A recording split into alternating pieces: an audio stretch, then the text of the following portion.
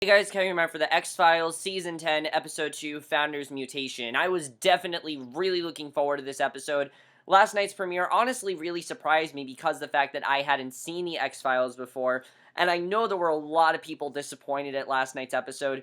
With me, I personally say you need to look at that episode as a prologue. I mean, I think that is best what it was. It was a prologue, and this was the actual, premiere, because this definitely felt more like an X-Files episode. Now, again, I haven't seen the X-Files, but from what I've heard at least, this definitely sounded more like the show that I thought I was going to get in the premiere, and definitely I enjoy this episode a lot more than last night's. And I overall really did enjoy last night's episode. I don't think it was a bad start. I think it was a pretty good start. But this definitely was a much more cohesive episode. And the case as well in this episode, I really got into, I have to say. But let's just get in this episode. First of all, I like that, again, we have a quick recap as to what's going on for those people that might not have actually seen last night's premiere. There might be people, I don't know, but I thought it was very good the way that they set that up just to show, what's important here, and I definitely really like that. So we then start with, though, and I definitely like seeing that, and if the show is going to give us, like, little recaps every episode, I'm fine with that. I think that's a really good idea, honestly. So we see Dr. Sanjay, who is this character that we're introduced to, and he's entering this high security building using biometric security. He's hearing a high-pitched, painful sound and is miserable, but doesn't want to talk to his coworker about it. And what this high-pitched, painful noise is, we don't know what it is. In a corporate meeting, they get news that the company founder wants them to start over, and that company's founder is Augustus Goldman. He's apparently a recluse who is consumed by his other interests, and he hasn't been seen in years. Now, why he hasn't been seen in years, that's basically the big thing about this episode is where did he go? Why hasn't he been seen? What's been going on with him? There definitely is something going on there. And during the meeting, Sanjay constantly keeps hearing this high-pitched sound, which seems to be driving him crazy, and as time slows around him, he screams, then runs out of the room, and in a service room later, he hears voices telling him, do it now, data's the key, and watches files transfer on a computer screen while people from the meeting pound on a door outside, and while he looks away from the screen, he collapses. Soon enough, security starts drilling into the door. Unable to stop the squealing noises, Sanjay picks up a screwdriver, inserts into his own ear, killing himself, and that's how we start the episode. So, really crazy stuff to start with. It definitely makes sense as to why, because we know obviously this does involve aliens, and of course that's how Mulder and Scully got involved. So, later, Mulder and Scully arrive while a crime scene photographer records the room for posterity, and he asks her for her take, and she says witnesses all have consistent accounts of what he did. Now, there have been a lot of people talking about how it's not really realistic for them to go back to the X-Files, and yeah, I think on paper it's a bit of a stretch, but you really have to think about these two characters. Mulder and Scully, besides there being a lot of emotional animosity between the two, and especially you can tell from this episode, definitely you can tell there's a lot of emotion between these two. They're definitely a lot more distance than they usually are. These two can never get away from each other. They have this thing where I don't think they'll ever get away, and Mulder said that he would not do this without Scully, and I mean, Scully seems interested. She never said that she didn't want to do this, even though that she didn't really want to get involved with this anymore. Definitely, I think she's just realizing that she really can't do anything about it. So Mulder's confused that, and of course she now knows that she has alien DNA in her, so definitely that's the other reason why she needs to go back there. So Mulder is confused that he chose the most secure room in the building to kill himself, and he picks up a hard drive from a desk. Immediately, a member of the building security swoops in to tell him that the drive is classified and property of the Department of Defense, and similarly, he can't put Mulder in touch with the founder to discuss what Sanjay may have been attempting to access, and Scully then asks for copies of the complex's security videos.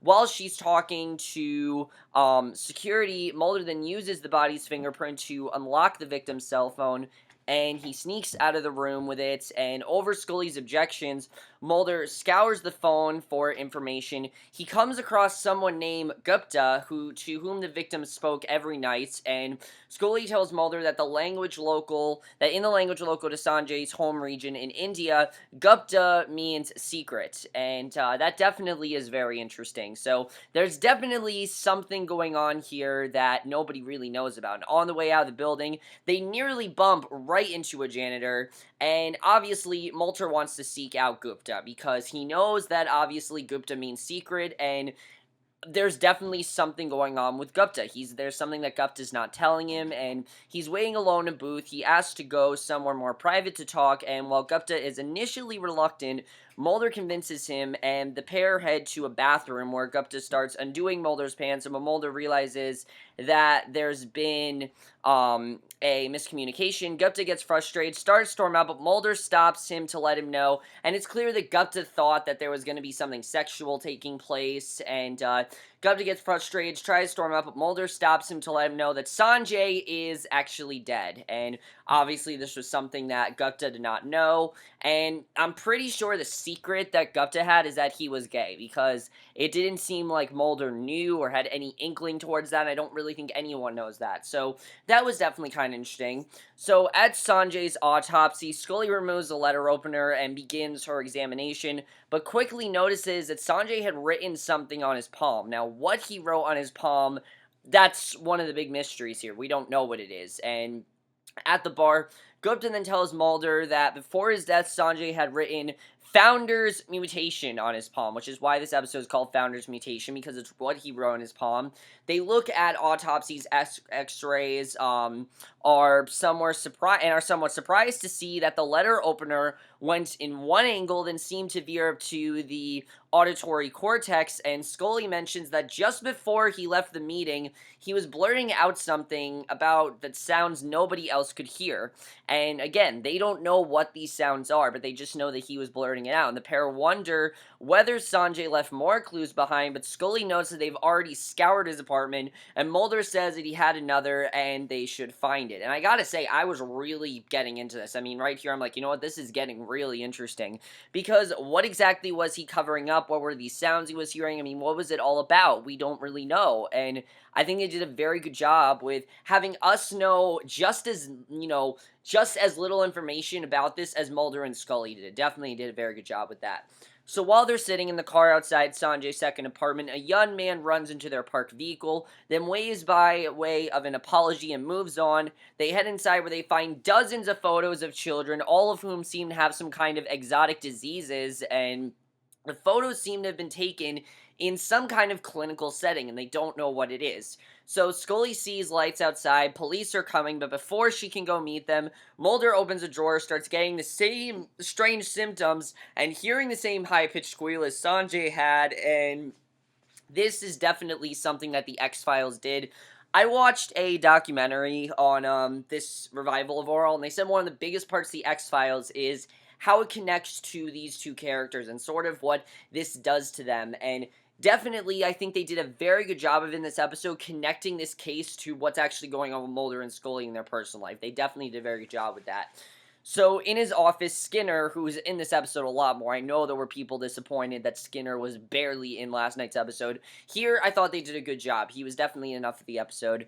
Skinner tells the pair that their investigation is closed as the files they took from Sanjay's apartment are classified and not available to them. So there's pretty much no use in this case because there's just a bunch of dead ends because it's all classified information. And after a representative from the Department of Defense who was on hand to take the files leaves the room, Skinner asks him if they made copies, and Mulder says he got a few and that he thinks the children are failed experiments. You know they're not going to quit this investigation, obviously, and he thinks that the children are failed experiments in intimating that the Department of Defense has been experimenting on humans, and that is definitely what Mulder is thinking is going on. That definitely they've been experimenting on humans for probably alien DNA, and Skinner says that the bureaucracy of the FBI has gotten worse in the last few years, and that it may take days for him to formally finish closing the investigation.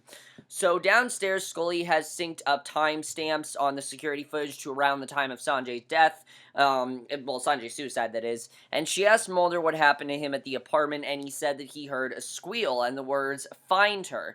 And he sees birds gathering out on the lawn in the security footage and suspects that it may have been a sound inaudible to the human ear that drove worms out of the ground and made the ground so attractive to the birds at that moment. And Scully still wonders, even if he's right, what it all means, because yeah, what does this sound mean? I mean, it's just a random sound. What does it mean? If we can't hear it, what is it really all about? So Mulder says that they need to talk to Goldman, but remember, nobody's seen Goldman for years, but Mulder thinks that Goldman is the only one who might know how this all fits together, and there's clearly a reason why no one's seen Goldman for years. So Scully tells Mulder that she's convinced he could suffer the same fates as Sanjay. When he says danger hasn't even stopped them before, Scully says she might have a line on Goldman, and at the hospital, Scully appeals to the nun who was in charge of where she used to work and asks her to get in touch with Goldman on her behalf, and that it's very important. Obviously, now we know that Scully's been working at this hospital and now she's not, but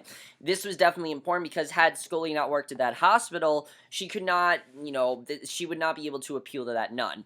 So when Sister Mary leaves to call the founder, a girl named Agnes motions the pair of them into a side room where she begs them to get out of there, as she worries that they're going to take away her child. And when she sees Mary returning, she panics, says that she was just joking around. So Mulder surreptitiously hands her his card, and he asks Mary how the woman was chosen for the charity ward Goldman pays for, and Mary says that they're all homeless addicts or otherwise people that nobody wants. And outside, Mulder proposes that taking poor women off the streets and experimenting on their babies for their Department of Defense could be another phase of the project that they were working to uncover with O'Malley. And I thought they did a good job of connecting this to last night's episode, because that is the thing that has jump-started the X-Files again, is O'Malley's conspiracy. That really was the thing that made Mulder think we need to continue this again.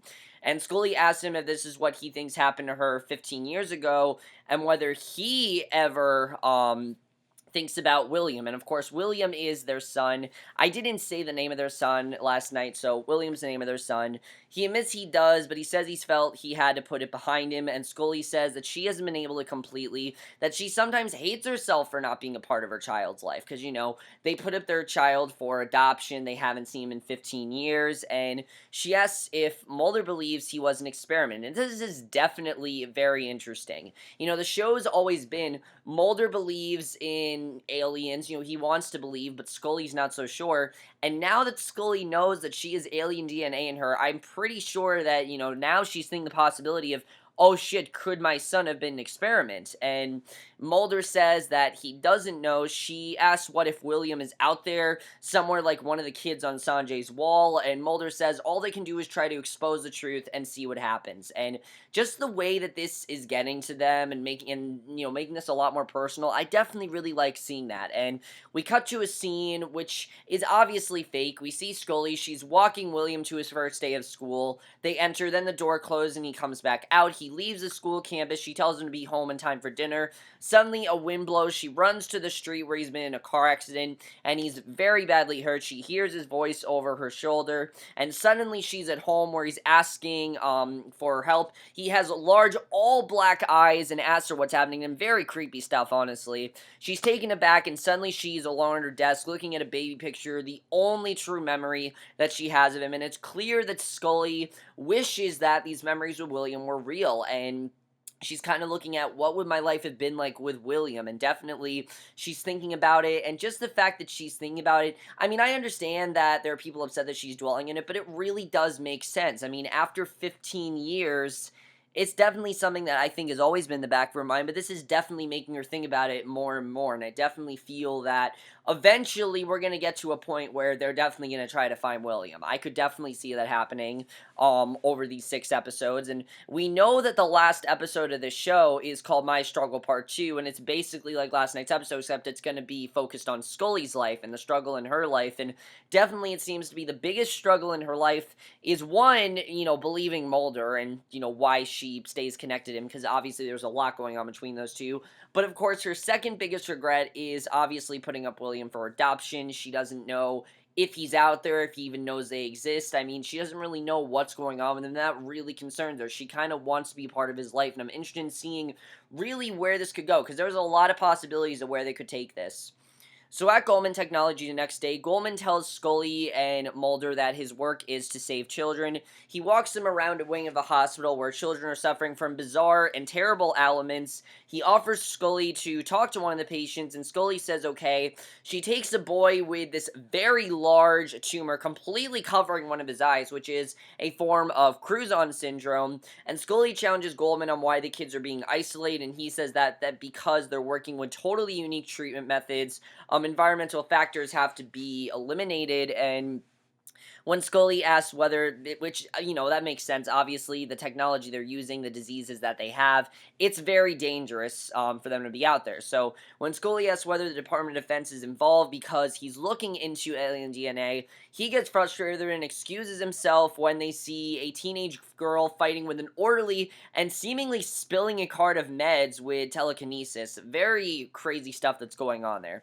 So as they leave, Mulder gets a text. Something has happened to Agnes. She was killed by a hit and run, and local police found Mulder's card in her pocket. What's more is that her baby has gone. So definitely there's something going on here. We don't really know what it's about, and he's pretty sure that Goldman has taken her. So definitely they're starting to put the pieces together here as to what's going on. And at the morgue, Scully confirms that the baby was surgically removed before she was hit by the car.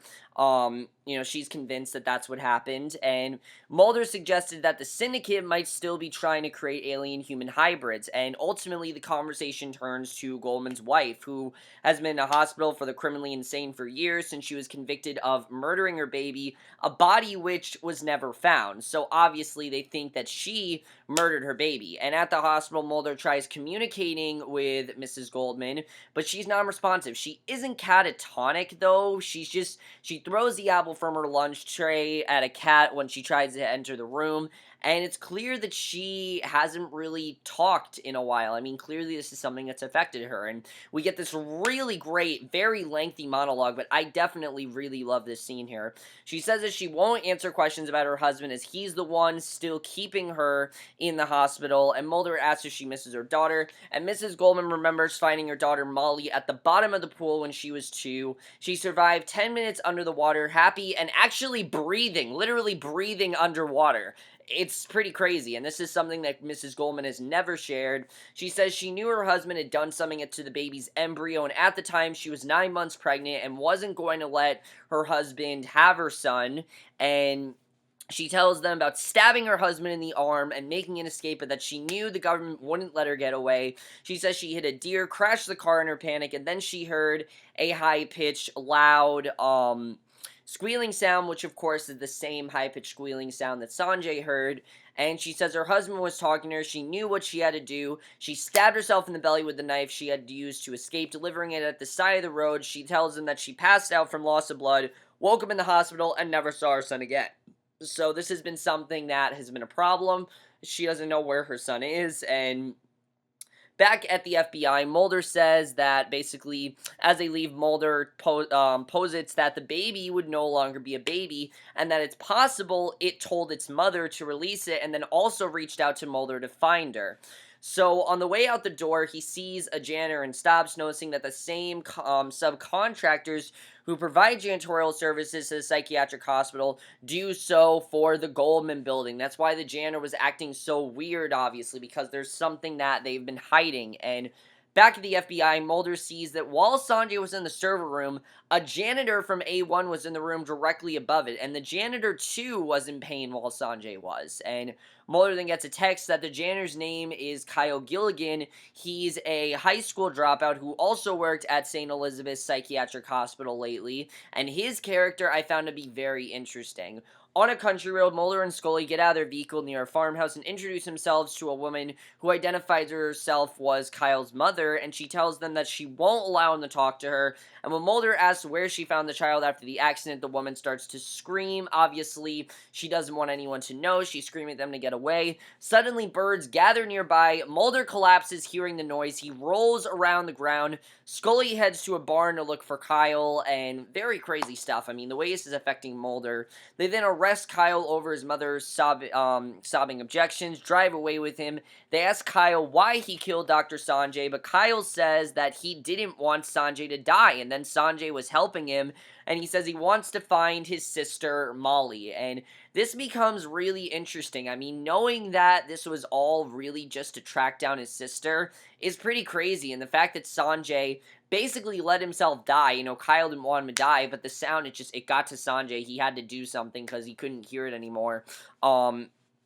Knowing that this was all about tracking down his sister, I found to be very interesting. He says that he knows Jackie Goldman is his real mother, and they take Kyle to Goldman for an examination. He asks to take some blood. Kyle asks where Molly is. Goldman asks him how he knows that name and what he would do once he found her. And when he says he doesn't know, Goldman tells Kyle that he's going to let him meet Molly and takes him to a girl. And Kyle quickly realizes that this girl is not his sister. He runs away, he speeds through a hospital looking for Molly, finds a girl who looks very similar to the one he just met. The two look at each other through a glass door, communicate with their minds, and when they touch hands, all the glass breaks in the door telekinetically. Holding hands, they use a sonic attack on their father. Then Molly throws Scully and Mulder around. Scully and Mulder around with their mind when they try to intervene to save him. And eventually, the two of them kill Goldman, and it feels like a victory. I mean, he finally found his sister. He was able to save her from Goldman, and I felt like they told this story really well. I definitely really did get into this. Soon the place is swarming with soldiers. Skinner's there and tells the pair that they're off the case as it's now designated top secret and they can't continue with it. There's been no trace of Molly or Kyle since Mulder and Scully lost consciousness, and Scully, though, had stolen the vial of Kyle's blood before leaving the lab, so she is that proof that Kyle is out there and that Kyle is in fact real. So basically, I like seeing that, and seeing that the case is not closed definitely does make sense. I mean, definitely this is something that they've covered up, but Mulder and Scully do know what's going on. I definitely like seeing that. And then the ending of this episode, honestly, very sad. Mulder's sitting on the couch with a young William. They're watching 2001: A Space Odyssey, and then flashing forward to two setting off rockets together in a field, after which time William says he's going to go to space someday. Mulder turns around to hear William shouting for him, then enters his son's room to see him being abducted like Samantha was. Then the fantasy dissolves back to Mulder staring at that same baby photo alone in his kitchen, and again, he's just thinking of the things he could have done with his son, and it's honestly really heartbreaking. I mean, seeing Mulder with his son, the memories we're seeing, Mulder's really happy, and he's obviously not happy right now. They both seem very depressed, and that's where this episode ends. Overall, guys, I really enjoyed this episode. I thought this was a very solid episode. I really got into the case, I have to say. I mean, they definitely made this case very interesting. Let's talk about William. Are Mulder and Scully going to find out what happened to William, and if he is, in fact, has alien DNA in him? I mean, that's a big question that Scully has, is could he have alien DNA in him, knowing that there's alien DNA in her? Could he possibly have it? That's a very good question as to what's going to happen there. What do you guys think of this case? I'd love to hear your thoughts on it. Obviously, this case is not closed, but we're not going to hear about it again because, the show is basically case of the week format. But what I really love about the show that most of the, procedural shows don't really do is show how this case really relates to them and how it really makes them do some things that are kind of crazy. I mean, like Scully stealing Kyle's blood. I mean, that's pretty crazy, but it makes sense as to why they did it. They wanted they wanted this. It was kind of the closure for her, and I definitely really like seeing that. But overall, guys, let me know what you guys saw of this episode. Did you enjoy it more in the first episode? I definitely think I enjoyed it more in the first episode. I really did love the first episode. I thought this episode was a lot better, definitely. And I will see you guys in my next video, which will be for tonight's episode of Supergirl, and I will see you guys for that. Okay, bye.